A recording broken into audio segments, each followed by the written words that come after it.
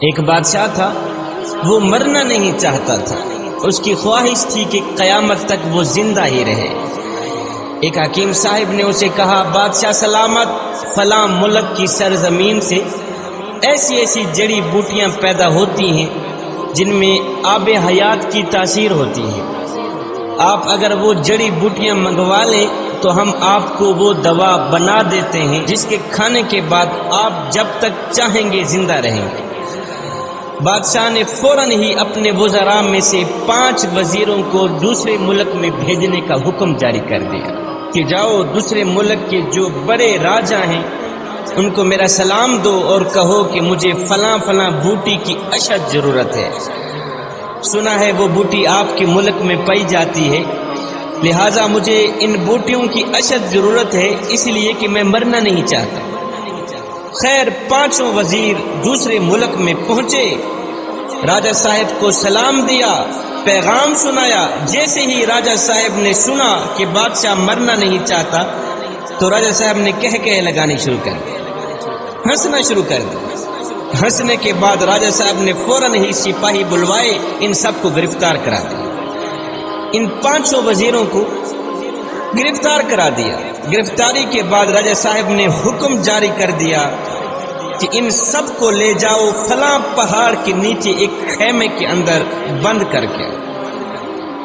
فلاں پہاڑ کے نیچے ایک خیمہ ہے، بند خیمہ، ان 5 وزیروں کو لے جاؤ، اس خیمے کے اندر بند کر کے واپس چلے جاؤ۔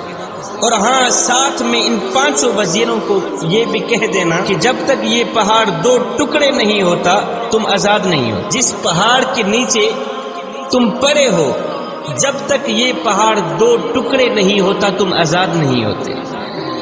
سپاہی ان 5 وزیروں کو لے گئے، پہاڑ کے نیچے خیمے کے اندر بند کر کے واپس چلے آئے۔ اب ان 5 وزیروں کو چاروں طرف موت کے آثار نظر آنے لگے، کھانے پینے کو کچھ نہیں تھا۔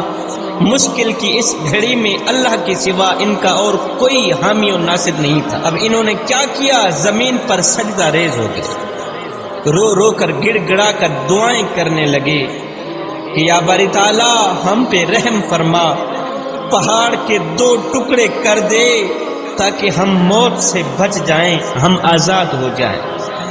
اللہ اکبر۔ سارا دن ساری رات روتے ہی رہے۔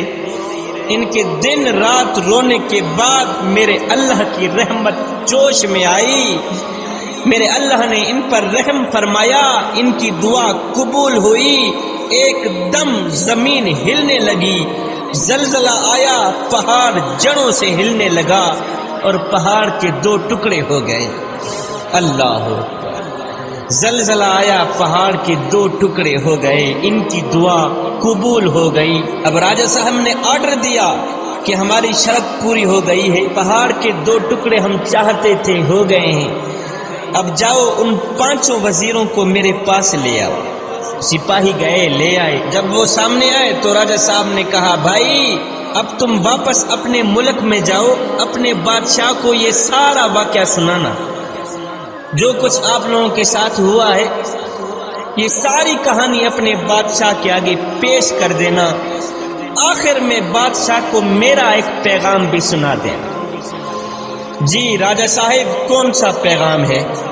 راجہ صاحب نے کہا کہ اپنے بادشاہ کو کہنا کہ بادشاہ 5 لوگوں کی بد دعا جس طرح پہاڑ کو ریزہ ریزہ کر سکتی ہے، 5 لوگوں کی بد دعا جس طرح پہاڑ کو ریزہ ریزہ کر سکتی ہے، بالکل اسی طرح 5 کروڑ عوام کی بد دعائیں بھی بادشاہ کی زندگی مٹی میں ملا سکتی۔ 5 لوگوں کی بد دعا جس طرح پہاڑ کو ریزہ ریزہ کر سکتی ہے، بالکل اسی طرح 5 کروڑ عوام کی بد دعائیں بھی بادشاہ کی زندگی اور اقتدار مٹی میں ملا سکتی ہے۔ اپنے بادشاہ کو کہنا کہ بادشاہ، اگر تم اپنی لمبی زندگی اور لمبا اقتدار چاہتے ہو تو ہر گھڑی ہر لمحے غریب عوام کی بد دعائیں سے بچنا، غریب عوام کی بد دعا سے بچنا۔ جب تم غریب عوام کی بد دعا سے بچ گئے پھر تمہیں کسی بوٹی دوا کی ضرورت نہیں رہے گی، قیامت تک تیرا ہی چرچا ہوتا رہے.